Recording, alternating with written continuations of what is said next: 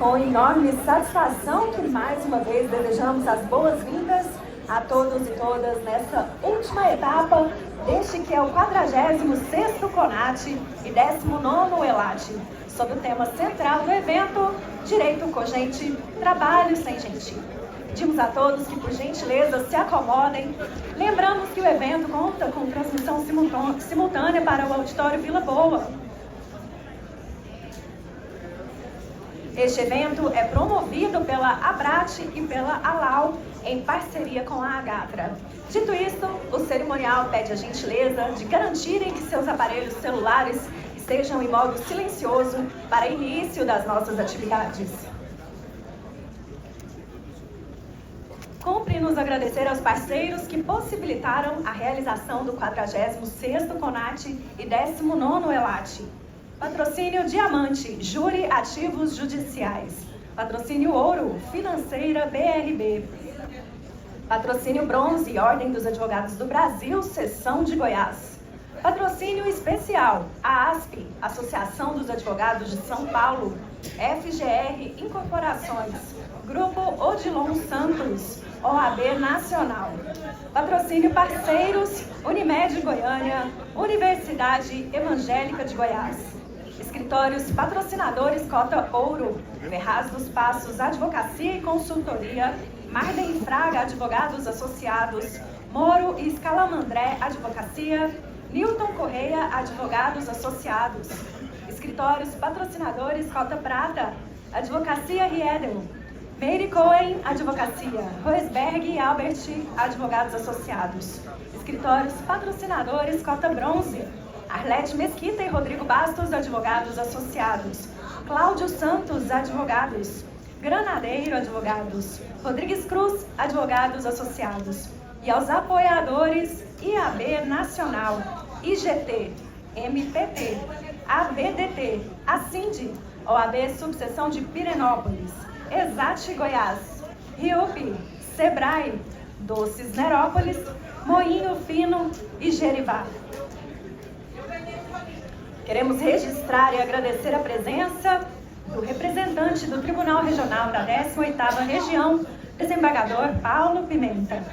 Registramos e agradecemos também a presença do juiz do trabalho, Cleidmar Castro de Almeida, presidente da Associação dos Magistrados da 18ª Região, AMATRA 18. Pela presença, destacamos e agradecemos ao prefeito de Goiânia, Sandro Mabel.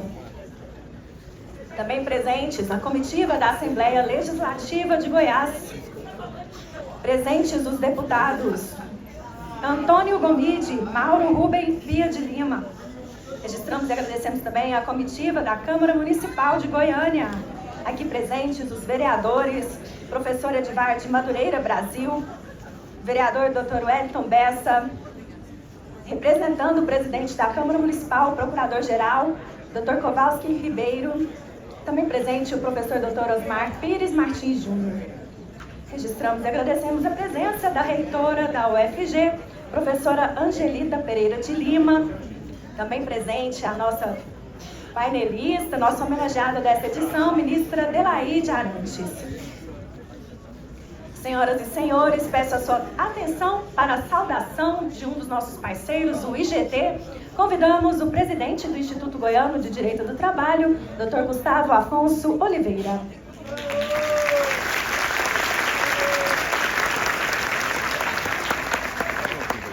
Boa tarde.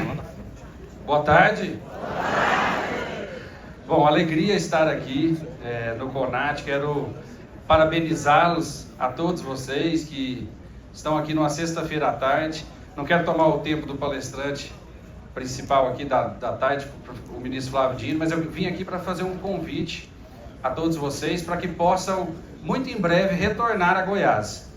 Eu atualmente estou na presidência do Instituto Goiano de Direito do Trabalho, que é um instituto científico que não só tem a advocacia como seu pilar, é certamente um dos seus principais pilares, mas também reunimos, por sermos um instituto científico, a magistratura, a auditoria fiscal do trabalho, a procuradoria do trabalho.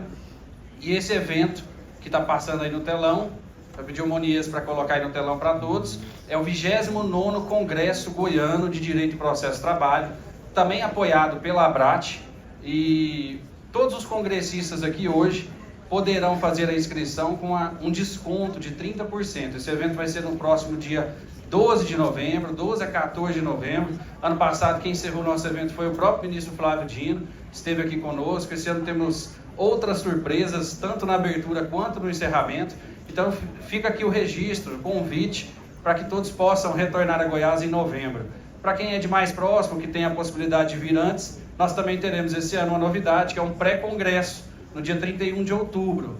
Todas as situações que eu acabei de dizer aqui podem ser acessadas pelo QR Code que está na tela, para que vocês possam fazer a inscrição, e o cupom é esse cupom que está destacado em amarelo aí no telão, 29º Congresso, parceria CONAT, para que você possa fazer na modalidade de sua inscrição, a inscrição com 30% de desconto. Então, espero todos em Goiás novamente, muito em breve, muito obrigado e uma boa palestra para todos nós.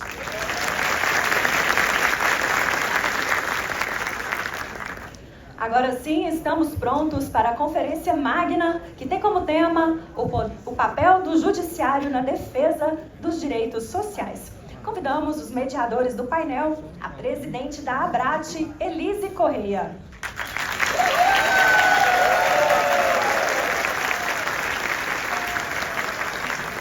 O presidente da ALAU, Matias Cremonte.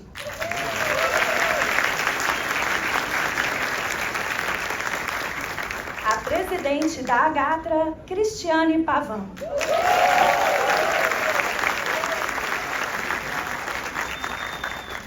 Temos grande honra em convidar o nosso conferencista, o excelentíssimo senhor ministro do Supremo Tribunal Federal, Flávio Dino.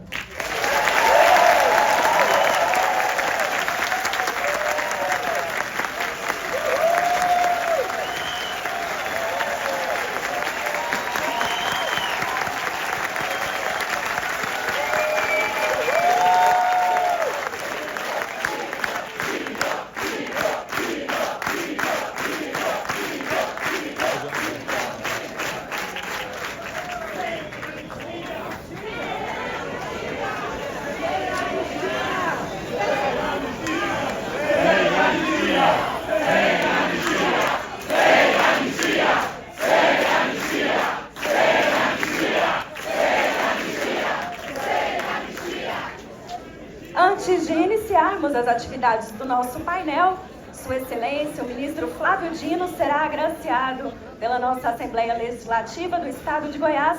Convidamos a comitiva composta pelos deputados estaduais Dr. George Moraes, Antônio Gomide e Bia de Lima. Por gentileza, venham ao palco.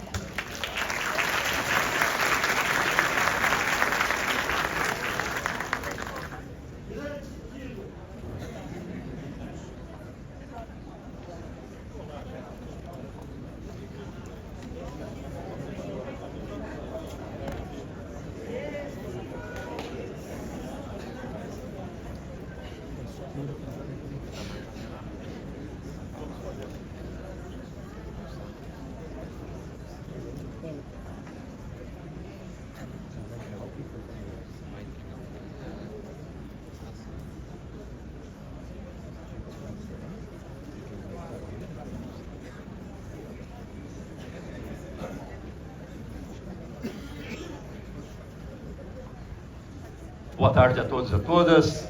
Uma alegria poder estar aqui em nome do nosso presidente da Assembleia Legislativa, deputado Bruno Peixoto, para que a gente possa fazer a entrega do título de cidadão goiano ao nosso ministro Flávio Dino. Dando cumprimento à lei número 23090, de 21 de novembro de 2024, de iniciativa do senhor presidente, deputado Bruno Peixoto, com justificado orgulho, tenho a oportunidade de passar nas mãos do ministro do Supremo Tribunal Federal, Flávio Dino de Castro e Costa, o diploma que o torna, por lei e mérito, cidadão goiano.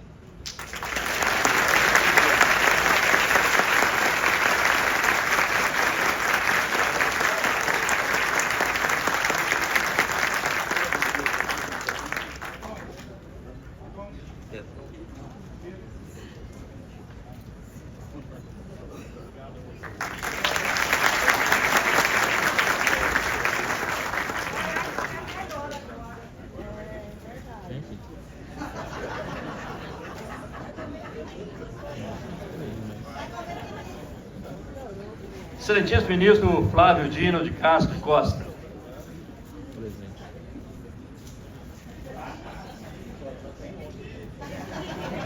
Maravilha.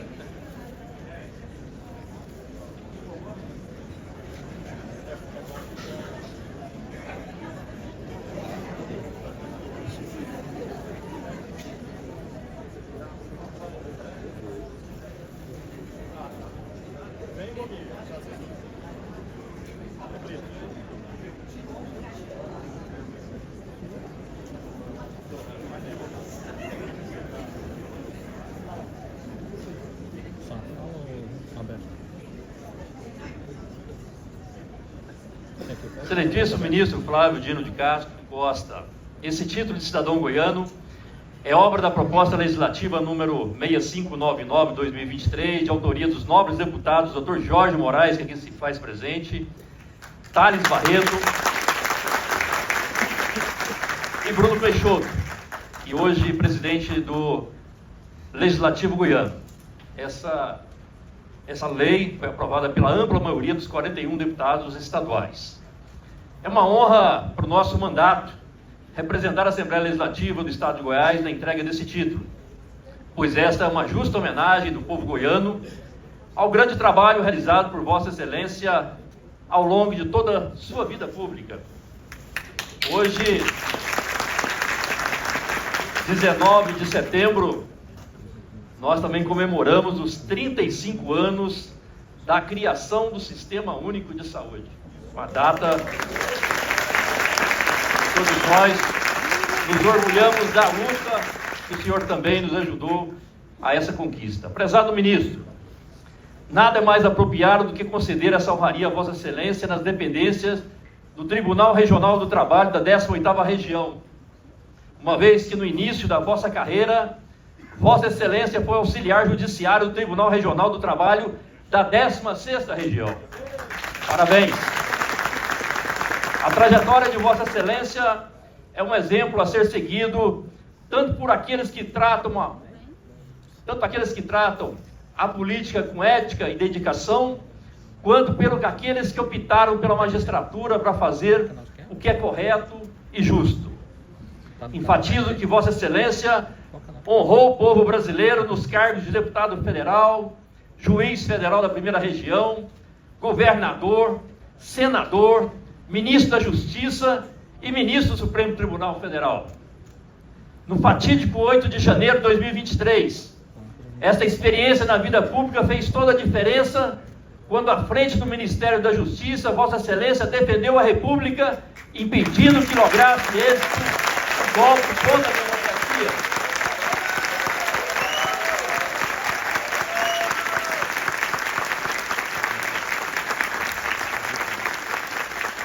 Graças à vossa coragem, cerrando fileiras como o presidente Luiz Inácio Lula da Silva, os golpistas foram derrotados e o Brasil manteve intacta a democracia duramente conquistada após 21 anos de arbítrio e desmando do regime militar.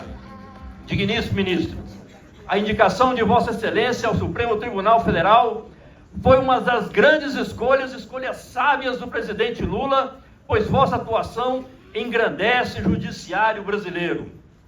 A defesa que Vossa Excelência faz da democracia honra a memória dos ministros Hermes Lima, Vitor Nunes Leal e Evandro Lins e Silva, que foram retirados à força do Supremo pelo famigerado AI-5, instrumento pelo qual a ditadura punia aqueles que defendiam o Estado de Direito. Senhoras e senhores, Goiás e Maranhão são estados irmãos. E aqui ficou a curiosidade, ministro Dino. Goiânia, nossa querida capital, é a cidade que abriga o maior número de maranhenses depois da magnífica São Luís. Goianos e maranhenses são gente trabalhadora, que come piqui, que cultiva nobres tradições culturais e religiosas e constroem juntos o desenvolvimento do país. Parabéns, nobre ministro Flávio Dino Castro e Costa. O senhor agora é goiano, como Cora Coralina, como Bernardo Ellis, como Veiga Vale. Bem-vindo a essa terra que abriga a Serra Dourada, a Chapada dos Veadeiros e o Rio Araguaia. Que esse título lhes dê a força do cerrado, que nesse árido mês de setembro sobrevive às secas, queimadas e, como fênix, renasce na flor dos ipês, mostrando que a vida, como dizia Guimarães Rosa, é para quem tem coragem para enfrentar e superar todos os desafios. Viva Goiás! Viva o goiano Flávio Dino!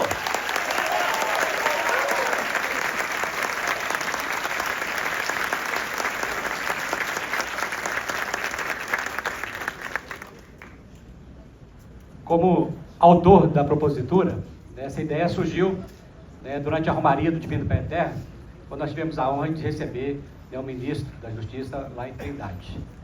E quando eu vi o seu discurso ali no Palácio da Esmeralda, junto ao governador, falando dos 70 milhões, não esqueço dos recursos que havia trazido para Goiás, tantos benefícios para a Justiça, que está indo tão bem em Goiás, sem dúvida, eu chegando na Assembleia fiz uma consulta, e não havia nenhum título para o nosso grande cidadão, Flávio Dino. Então, pensei, vou entrar com esse título ainda hoje. Não foi tão fácil assim não, viu, ministro? Não foi nesse mar de rosa, não. Eu andei levando umas tacas lá naquela casa, viu, Sandro? Não adianta tapar o sol com a peneira, não, mas faz parte, né? Mas eu digo que Aristóteles já dizia que não existe nem honraria em receber homenagem, e sim em merecê-la. E você, eu não tenho dúvida que merece, valeu a pena lutar por esse título.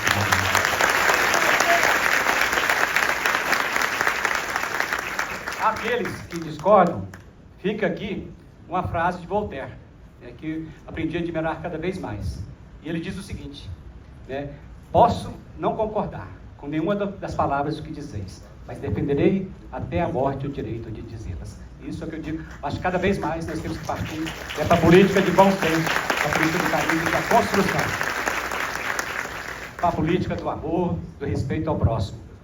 E é por isso que eu já quero encerrar, porque está com o tempo esgotado ali, o Gominho pegou meu tempo todo aqui, já quero encerrar dizendo para vocês o seguinte: nós temos tantas pautas comuns, tantas coisas nas quais todos nós convergimos, por que não priorizarmos nela? Por que não criarmos uma rede do bem, ao invés de ficarmos com o discurso do ódio, tanto do lado A como do lado B? Por que não focarmos naquilo que nós temos em comum, que é a nossa missão dos políticos, que é cuidar das pessoas, que é sempre colocar o ser humano em primeiro lugar? E é por isso, em reflexão a isso, eu não poderia deixar de encerrar com o texto bíblico. E aqui eu quero dizer que, se existe qualquer dúvida a cada um de vocês, na lei, em qualquer lugar, procure a resposta lá no livro sagrado, na Bíblia, que você vai encontrá-la. Eu quero encerrar aqui, para poder definir tudo isso que eu estou vendo aqui hoje, com uma palavra só: amor. E para falar de amor, eu tenho que ir lá em Coríntios 13. E o que diz lá? Nem que eu tivesse o dom da profecia, e ainda que eu tivesse todo o conhecimento do mundo, e ainda que eu conhecesse todos os mistérios, e ainda que minha fé fosse tamanha de poder mover as montanhas de lugar, se eu não tivesse amor, eu nada seria. E aqui, tudo está sendo feito com amor. Parabéns, sucesso a cada um.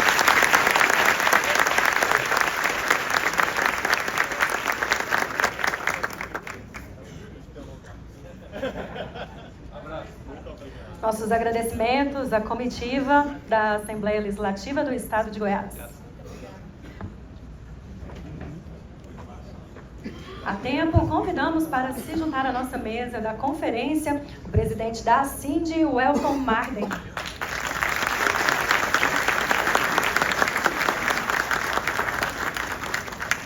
Nesta solenidade, Sua Excelência, o ministro Flávio Dino, também será agraciado pela Câmara Municipal de Goiânia. Convido para vir ao palco os vereadores, professor Edivar de Madureira Brasil, doutor Wellington Peça, o representante do presidente da Câmara Municipal, o procurador-geral, doutor Kowalski Ribeiro. Convidamos também o professor doutor Osmar Pires Martins Júnior, o presidente da CUT, professor Flávio Alves Silva, a presidente da ADU-FG, Giovana Reis.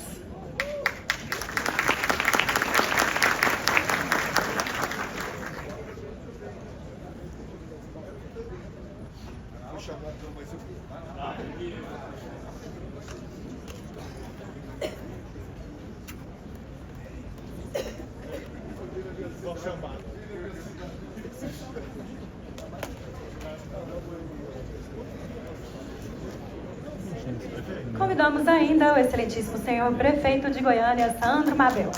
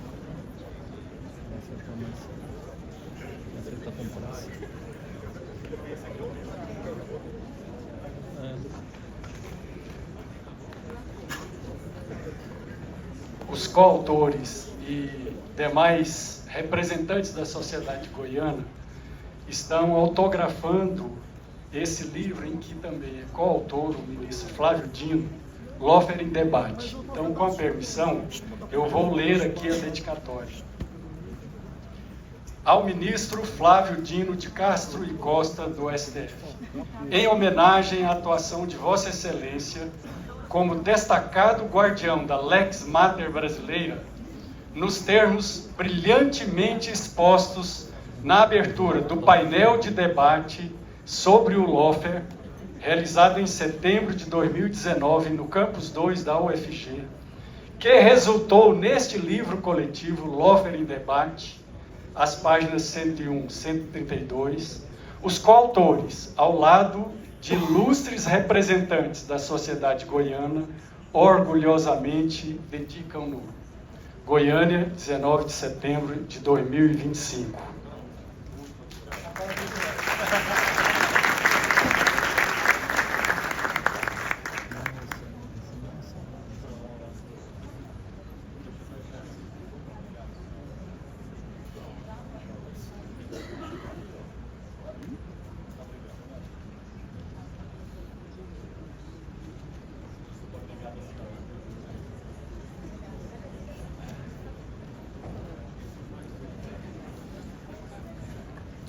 E agora, para dar início aos nossos trabalhos desta conferência magna, tem a palavra a presidente da ABRAT, doutora Elise. Boa tarde a todos e a todas. Hoje é um dia de muita alegria, ministro Flávio, tê-lo aqui no nosso congresso, 46º CONAT, 19º ELAT. O senhor que é sinônimo de muita resistência de direitos sociais, de lutas por uma justiça e um direito do trabalho melhor. Então, um grande parceiro sempre da ABRAT. É uma emoção tê-lo aqui. Eu acho que o reflexo está aqui, na casa lotada, né? Realmente as pessoas estão sentadas, estão em pé, estão em outros auditórios, temos mais 2 auditórios que estão nos assistindo. E eu não vou fazer delongas, que a gente não está aqui para me ouvir, está aqui para ouvi-lo. E eu só queria realmente, quantas vezes eu agradecer ao senhor, ainda vai ser pouco, de poder saber que o senhor de pronto aceitou o convite de estar hoje presente para tratar sobre o papel do judiciário na defesa dos direitos sociais. Muito obrigada, a casa é sua.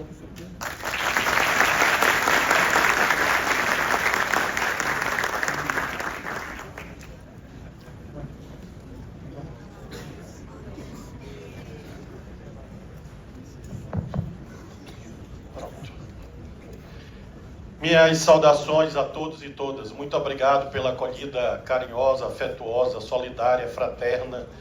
Como nós precisamos de tudo isso. Eu também preciso e por isso agradeço muito, porque são tempos áridos, é claro, e por isso mesmo nós precisamos reforçar bons valores, entre os quais esse, da boa convivência e convivência presencial entre as pessoas. Saúdo, portanto, a Brat por esse congresso. Quando recebi o convite, disse ao meu amigo de tantas décadas, Newton, que era quase uma realização de um sonho meu, poder estar aqui conversando com vocês. E é uma necessidade para mim, e acho que é uma necessidade para o Supremo e para a democracia brasileira. Por isso, Elise, longe de me agradecer, eu que agradeço a gentileza do convite para estar aqui. Agradeço também às demais entidades, além da Brat, a LAU, a Catra. Estive aqui ano passado no evento. Agradeço a todos os colegas magistrados dos vários graus, níveis, instâncias, tribunais, que aqui estão. Está aqui a Adelaide, o Pimenta, do TST e outros tantos colegas.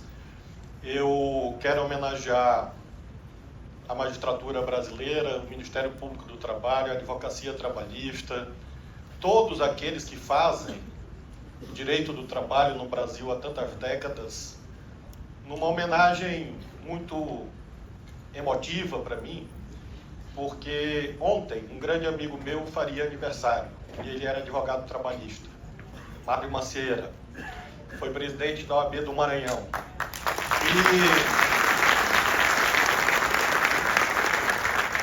E ele, nesse momento, está no reino. E no reino onde reina a justiça. Por isso que se chama reino. Um grande combatente pelos direitos sociais, pelo direito do trabalho. Foi meu estagiário de escritório. Meu amigo de infância. E, infelizmente, muito precocemente, todos os talentos que ele emanava com tanto vigor, com tanto entusiasmo, não estão mais presencialmente entre nós, mas estar nesse congresso é a prova de que a trajetória, a vida dele valeu a pena.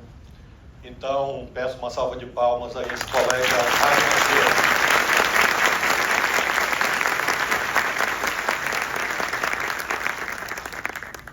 Amigos, irmãos, irmãs, agradeço muito as homenagens todas. O livro, o título de cidadão de Goiânia, o título de cidadão goiano. Agradeço à Câmara, ao prefeito, à Assembleia, ao governador, os que votaram a favor, os que votaram contra, porque significa dizer que mesmo os que votaram contra reconhecem a legitimidade da democracia e é melhor tê-los dentro das instituições votando contra do que fora delas querendo destruir o Estado democrático de Deus.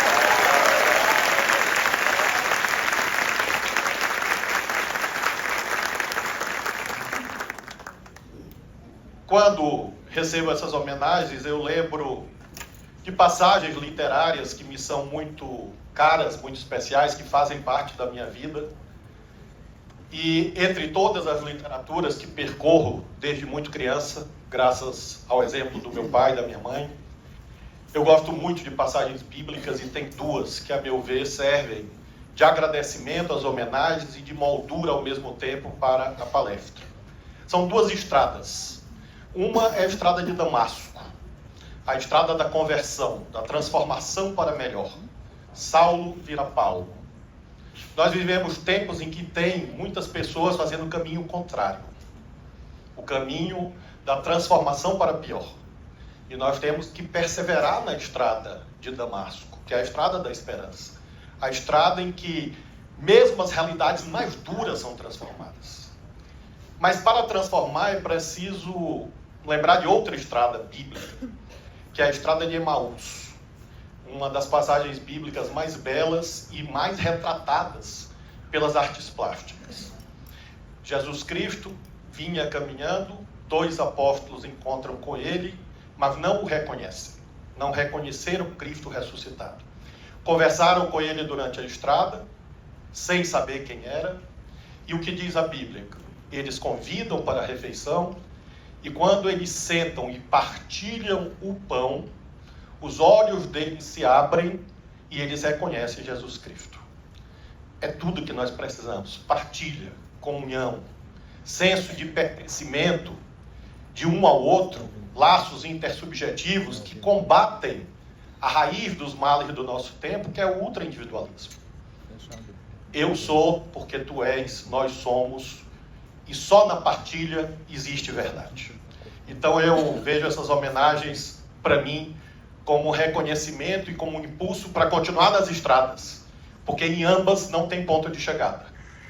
Apenas há uma parada, meu amigo Nilton, para reabastecimento, mas é preciso, enquanto nós temos a nossa vida e transformamos a nossa vida em instrumento a serviço de outras tantas, como é da natureza, do que vocês fazem no dia a dia, temos de estar sempre percorrendo a estrada de Damasco e a estrada de Emaús. Então, muito obrigado pelo título honroso de cidadão de Goiânia, de cidadão de Goiás. Quando fui convidado pela Elise para aqui estar, eu disse a ela que considerava que conversar com o mundo do direito do trabalho, nesse instante, é uma imprescindibilidade à vista dos desafios democráticos. Portanto, eu estou aqui fazendo o que tenho feito a vida inteira e agora especialmente no Supremo, defendendo a Constituição e o Estado Democrático de Direito, e explico. Nós todos e todas que aqui estamos acreditamos que a síntese dos direitos de liberdade com os direitos prestacionais, os direitos sociais, são, de fato, sinal de conquista civilizacional mais elevada que a humanidade já alcançou. Nós nos orgulhamos e estudamos nas faculdades das gerações de direitos, primeira geração, segunda, meu amigo Brito, e nós aprendemos que o constitucionalismo liberal havia chegado ao seu estágio mais elevado com o constitucionalismo social. Essa trajetória parecia tão vitoriosa e sorridente, a trajetória do iluminismo, do constitucionalismo, a trajetória dos pactos internacionais, dos tribunais internacionais, das legislações supranacionais, dos tribunais constitucionais, que houve, o Aldarantes vai lembrar bem, um escritor dos anos 90, eu sou antigo, chamado Fukuyama, que chegou a prognosticar o fim da história. Pronto. Ponto de chegada, amigos e amigas, a humanidade chegou a um porto seguro e nós vamos apenas aprimorar esses construtos institucionais de tantos séculos. O que nós temos hoje, neste ano de 2025, uma crise profunda do constitucionalismo no mundo. Não é apenas do Brasil. Quando, e é normal que assim seja, eventualmente, deputados, deputadas, houver um momento de desencanto, uma das formas de superá-lo em relação ao Brasil é comparar com outras nações. Eu digo a vocês, a gente em momento pior. Isso mostra, portanto, que a democracia e o constitucionalismo, um não vive sem o outro, precisam ser fortalecidas porque nós temos uma contracorrente que é a negação visceral do próprio conceito de constitucionalismo. Nós todos aprendemos, e de fato representamos isso, que esse ferramental institucional no qual nós trabalhamos existe para garantir direitos, justiça. Significa dizer que existe para garantir limites ao poder. No caso, poder econômico. Também, claro, poder político. A democracia, portanto, é, sobretudo, a dimensão da política, do voto popular. Disso não há dúvida. Mas a democracia também é esse conjunto institucional que garante que isto, de algum modo, se transforme em bens fruíveis pelos cidadãos e pelas cidadãs. 3 poderes, forma federativa de Estado, controle de constitucionalidade, ações constitucionais, ações de tutela de interesses difusos e coletivos. Nada disso é em si. Tudo isso é caminho, é estrada. E aí exatamente que entra a crise do constitucionalismo. Porque os valores dominantes hoje, fruto do ultraindividualismo, é o salve-se quem puder. É a lei da selva. São os poderes fáticos, os poderes materiais. E quem tem força, quem tem poder, não precisa de lei. Porque exerce. Pura e simplesmente. A partir da sua posição de predominância econômica, social ou cultural. E nós temos uma outra dimensão, mais curiosa ainda dessa crise. É que não necessariamente essa negação dos valores democráticos se dá a partir de uma minoria perversa que se apropria do poder. A negação dos valores do Estado Democrático de Direito pode se dar, inclusive, com o apoio das maiorias. Nós estamos vendo isto, ou não? Maiorias não só em um ou outro local do Estado. Às vezes, amigos e amigas, maiorias até na sociedade. Mussolini e Hitler tinham amplo apoio popular. Há 100 anos atrás, o fascismo ganhou a eleição na Itália. E por isso chegou ao poder e se sustentou pelas vias institucionais. E isto aconteceu e se transformou naquilo que contemporaneamente nós chamamos de constitucionalismo abusivo. O Karl Loewenstein, em 1937, já nos Estados Unidos, fugindo do nazismo, escreveu um artigo sobre a democracia defensiva, sobre o dever da democracia se autopreservar. E uma das coisas que ele chama a atenção no texto é que, às vezes, as ameaças têm ampla base social. E aí entramos nós. Nós não somos e não podemos ser cesaristas, messiânicos, salvacionistas, bonapartistas, adeptos do solipsismo judicial, do decisionismo ilimitado, ao ponto de acreditar que somos nós que vamos salvar tudo. Não. Mas nós não podemos renunciar ao nosso papel. E o nosso papel, queridos, queridas, a meu ver, está em revigorar o constitucionalismo liberal social, enfrentar o constitucionalismo abusivo, garantir que a dimensão procedimental da política continue, eleições periódicas. Isso parece commodity, mas não é. Nunca foi no Brasil. Garantir que todo mundo, mais ou menos, cumpra as regras do jogo e cumpra as leis. Ocorre que isso se choca contra a cultura do ódio como negócio. Ódio sempre houve. Caim matou Abel. A questão é que hoje o ódio é o negócio mais rentável do mundo. Nada rende mais do que a cultura do ódio. Ódio monetizado, extremismo, o estapafúrdio. Aquilo que parece de mau gosto. E nós temos o desafio de sermos contrapeso a essa lógica dominante. No mundo do trabalho, isso é especialmente visível. Porque nós temos mudanças profundas, fruto dessa moldura a que fiz alusão. Definitivamente, há quem pense que o artigo 7º da Constituição é facultativo. Que ele é um adereço. Está ali, podia não estar. E se está, pode ser cumprido, dependendo da chuva do dia. E nós, arautos da força normativa da Constituição, temos que sustentar a sua autoridade na sua integralidade. O constitucionalismo social é desafiado pelo tecnodeterminismo. As máquinas se tornaram tão presentes que se naturalizaram nas nossas vidas. ao ponto em que hoje não existe casamento sem cônjuges e celular. Não existe. E às vezes tem mais celular do que amor no casamento. E aquela ideia que nos anos 70, 80, eu jovenzinho, debatíamos no movimento estudantil, que uma das razões da dificuldade da humanidade é porque as pessoas se reuniam toda noite ao redor da televisão. Bons tempos.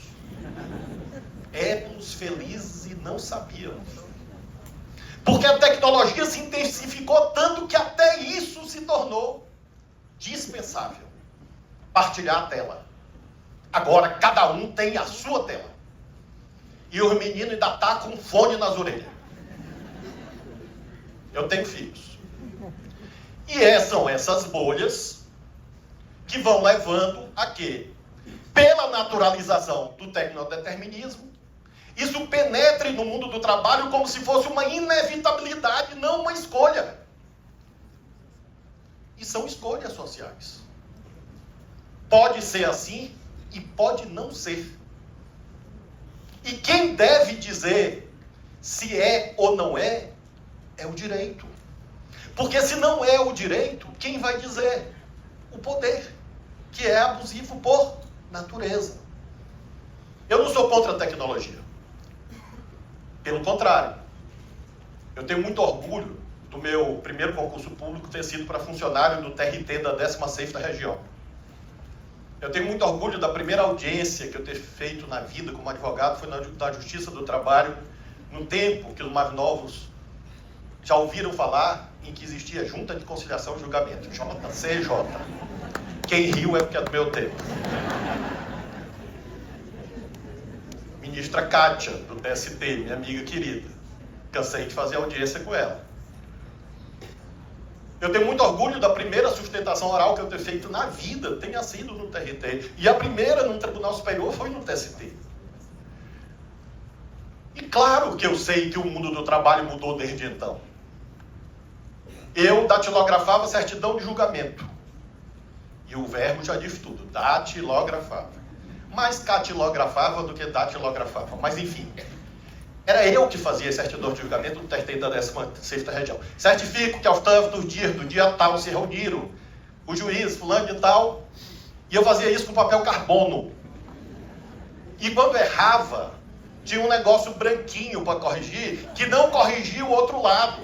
E minha chefa devolvia para eu datilografar tudo de novo. Vocês acham que eu gostava disso? Claro que eu acho bonito ter um computador. Nesse tempo, existia um outro troço antigo, tão antigo quanto Junta de Conciliação, que chamava talão de cheque. Existia isso. Então, você tinha que buscar o talão de cheque na fila.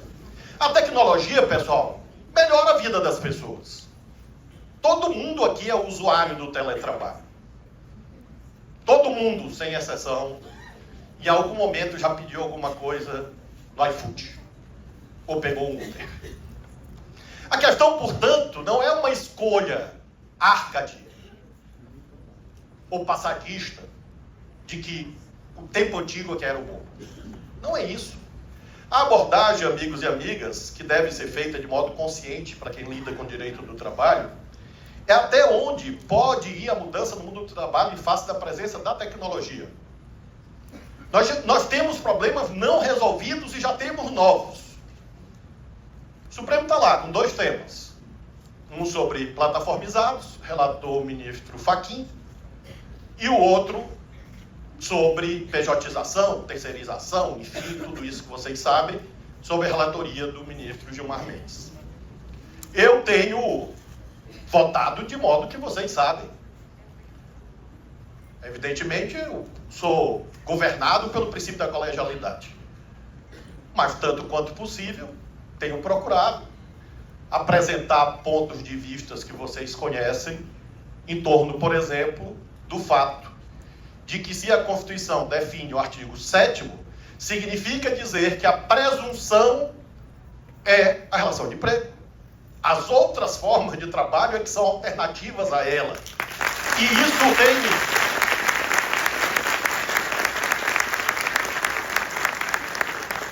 tem implicação na jurisprudência e no terreno das provas.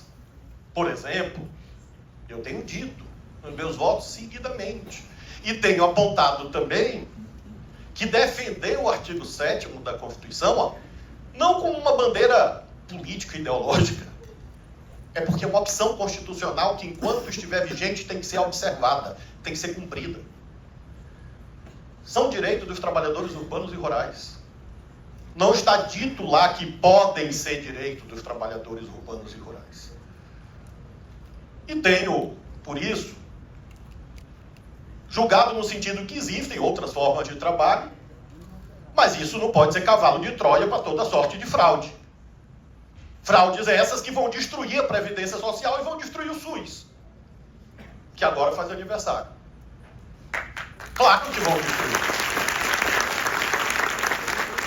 Não existe maior irresponsabilidade fiscal do que a precarização do trabalho humano. É a maior irresponsabilidade fiscal. Porque isso vai produzir um déficit inadministrável na Seguridade Social. Já está produzindo. Que se manifesta pela via do crescimento do BPC. Que todo mundo fica. Eu fico impressionado.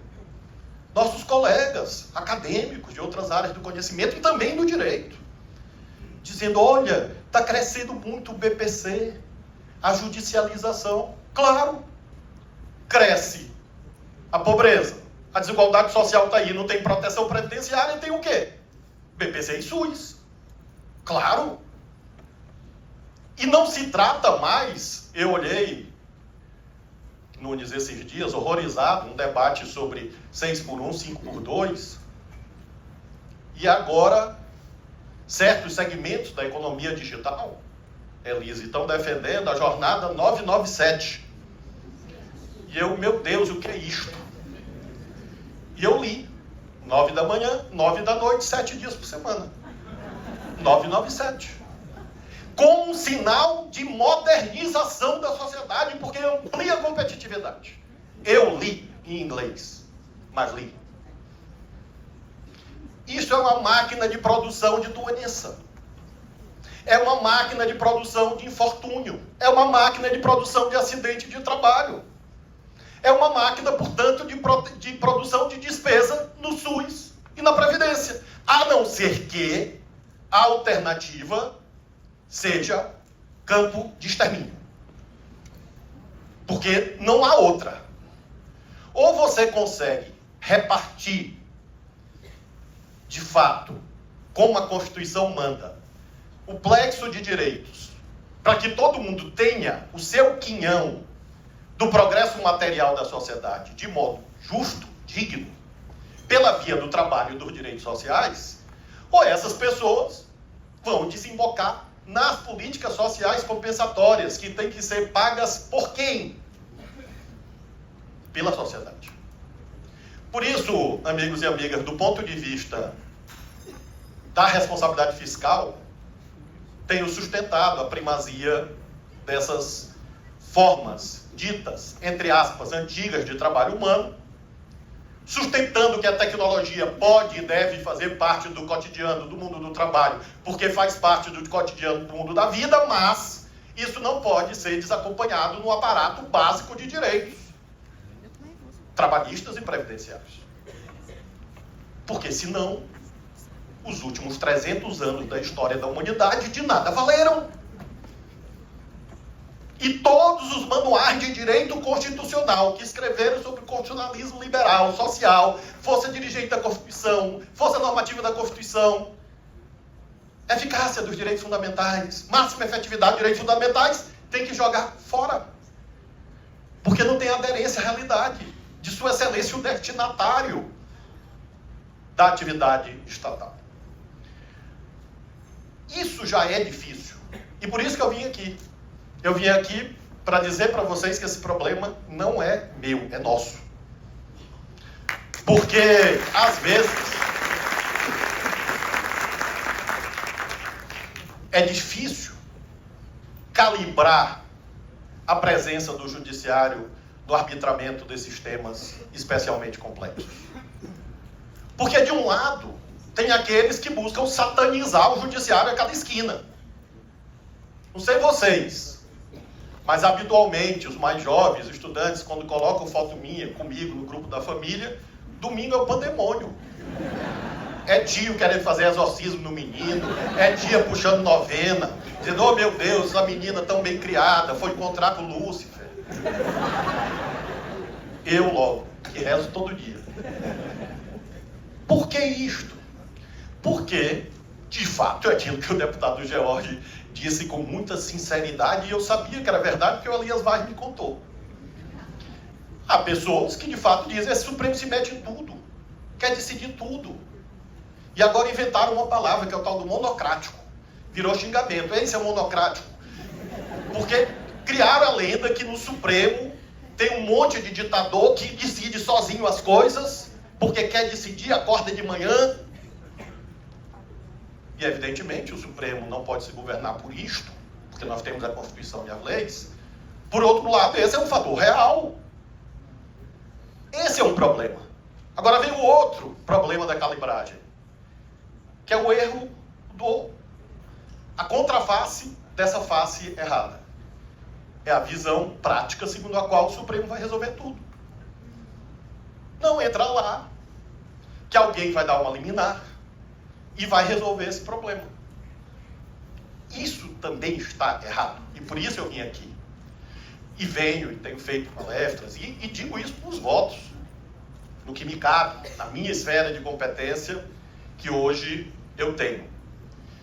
Essa questão do trabalho humano, portanto, caminhando para a conclusão, já é complicada naquilo que desenhei. Para piorar, a revolução tecnológica é tão intensa que os problemas de hoje já serão de outra dimensão amanhã.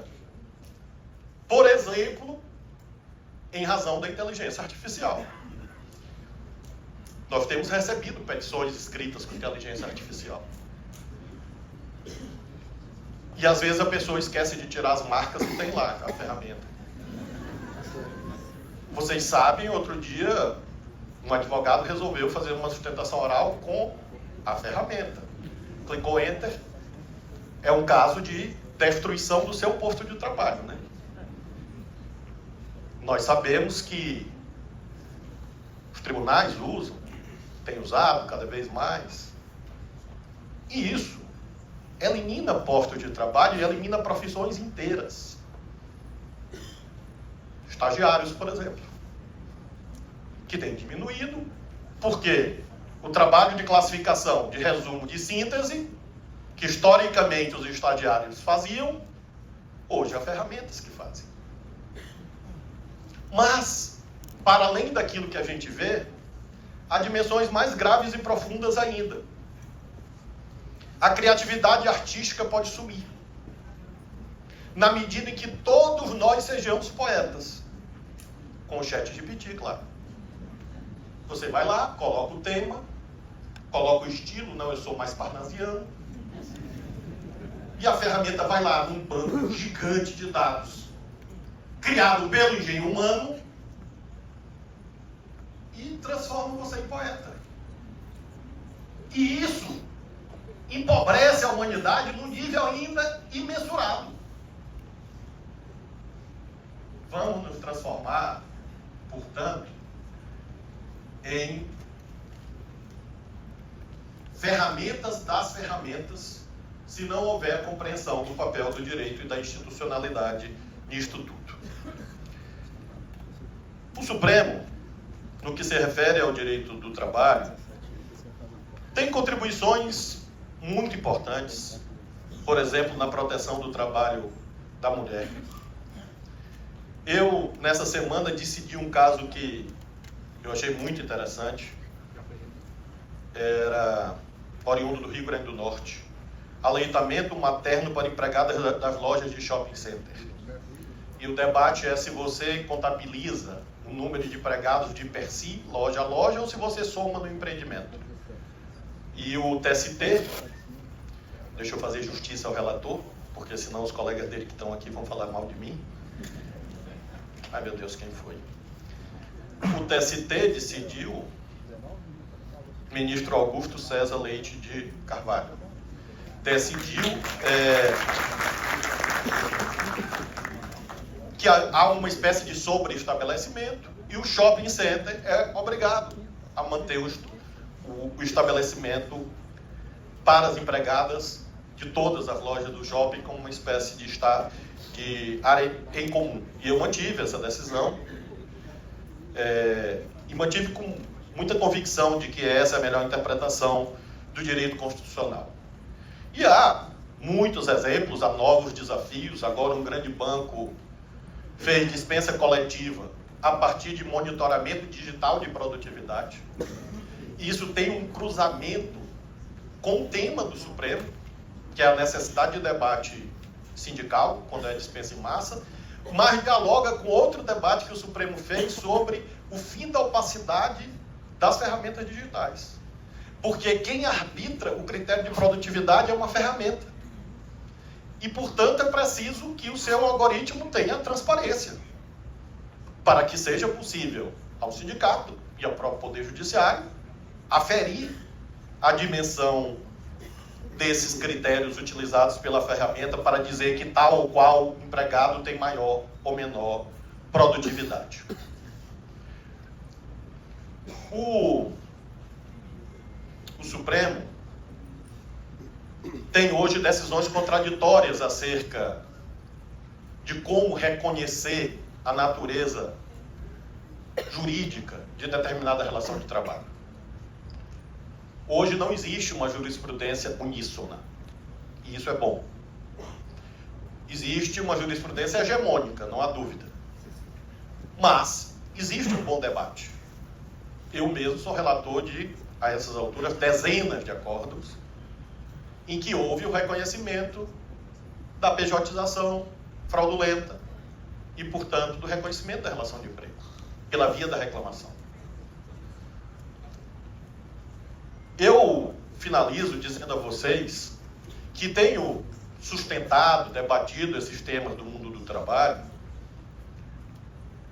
pela dignidade do trabalho humano em si, mas também porque não acredito em Estado democrático de direito sem resolver isto. Vejam os grandes impasses dos últimos 5 anos no Brasil. E façam a perquirição quanto ao papel da sociedade civil e do movimento sindical nesses debates. E comparem com 30 anos atrás. Fizeram a varredura mental da lacuna que se produziu no regime democrático e o quanto se tornou falha a ideia de que nós tínhamos no Brasil uma democracia de novo tipo, em que a democracia representativa por si só não esgotava todas as formas de participação, e por isso mesmo a Constituição define que ao lado da democracia representativa há formas de democracia direta institucionalizadas nela própria, mas sobretudo a compreensão do local das organizações da sociedade civil. E sempre quem liderou uma sociedade civil pulsante, sem a qual não existe democracia plena, foi o movimento sindical. No mundo. No mundo. Na Alemanha, na Itália, nos Estados Unidos, não existiriam direitos sociais, não existiria constitucionalismo social sem o movimento sindical. E não existe movimento sindical sem mundo do trabalho minimamente regrado, organizado, complexo, razoável de direitos e, portanto, capaz de vocalizar coletivamente as vozes que em si mesmas não conseguem ter a potência necessária em face exatamente do contraste com os poderes materiais. Desemprego, perda de renda, desesperança, sobretudo entre os jovens, é a causa da crise profunda da democracia no mundo. Porque é aí que se produz a base material para o extremismo e para o ódio. Eu vivo melhor do que meu pai. Meu pai viveu melhor do que meu avô. Eu tenho filhos de várias idades. Não preciso dizer o que é o amor de um pai ou de uma mãe, enfim, ou do tio, tia. Infelizmente, eu olho para o meu mais novinho e não sei se ele vai viver melhor do que eu. Pela primeira vez na história da humanidade, Nós temos mais incerteza e insegurança na frente do que certezas. E onde está a raiz disso tudo? No mundo do trabalho. Porque as pessoas não sabem o que vai ser da vida delas. E aí elas são instrumentalizadas por ideologias exóticas. Sobretudo esta, de que o culpado é alguém que deve ser odiado e exterminado. Que é da essência do fascismo. E aí são capturadas pelas coisas mais estranhas, como o CLT virar xingamento. Bullying nas escolas. Esse menino, não, tu é burro, tu é CLT. Juro por nosso Senhor Jesus Cristo. E os meninos mais lúcidos, para se desenvolver, para se defenderem, criaram uma categoria, que é o CLT Prêmio. Porque a dimensão de universalização de direitos sumiu, minha gente. E como é usá-los quem puder, mesmo dentre aquilo que é visto como negativo, a CLT, o menino diz assim, não, mas tu é pior do que eu sou prêmio. E com isto, portanto, digo a vocês que a questão democrática mais profunda hoje no Brasil é esta do mundo do trabalho. Para muito além daquilo que a gente vê. Eu digo a vocês, o que a gente vê é desafiador, machuca, dói. Mas a gente dá conta. Eu, pelo menos, dou. Eu não estou chorando por causa do Mickey. Não.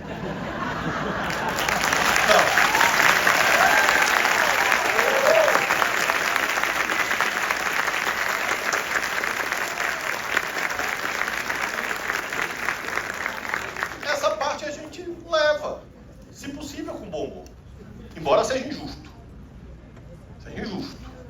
O que o Alexandre fez de errado para ser alvo de sanção, como tem sido? Nada. Ele cumpriu o seu papel, lá Voltaire. Só. Pode gostar, pode não gostar. Mas ele está sendo sancionado e outros, panteão no qual orgulhosamente eu me incluo, por cumprir o seu papel, a sua função, de um jeito que as pessoas podem gostar ou não. Tudo isso, minha gente, é complexo. Papel do direito penal, papel do Supremo, papel do controle de constitucionalidade, ativismo, autoproteção, substancialismo, procedimentalismo, enfim. Tudo isso é complexo. Mas a gente sabe como enfrentar. Agora, eu estou atrás de um ser humano que consiga prognosticar qual o futuro do mundo do trabalho numa sociedade premida pelas inovações tecnológicas como a nossa geração está. Esse é o desafio democrático mais profundo e a chave metodológica de superação não é ativismo, autocontenção. Na verdade, é cumprir os seus deveres legais ou prevaricar, atuar de modo consciente, da melhor forma, acertando ou errando, ou se omitir. É você ter uma postura que às vezes é vista como desafiadora, atacada, mas isso significa não se submeter ao império do medo. E a democracia precisa disso. Por isso eu vim aqui com muita alegria e agradeço a atenção. Muito obrigado.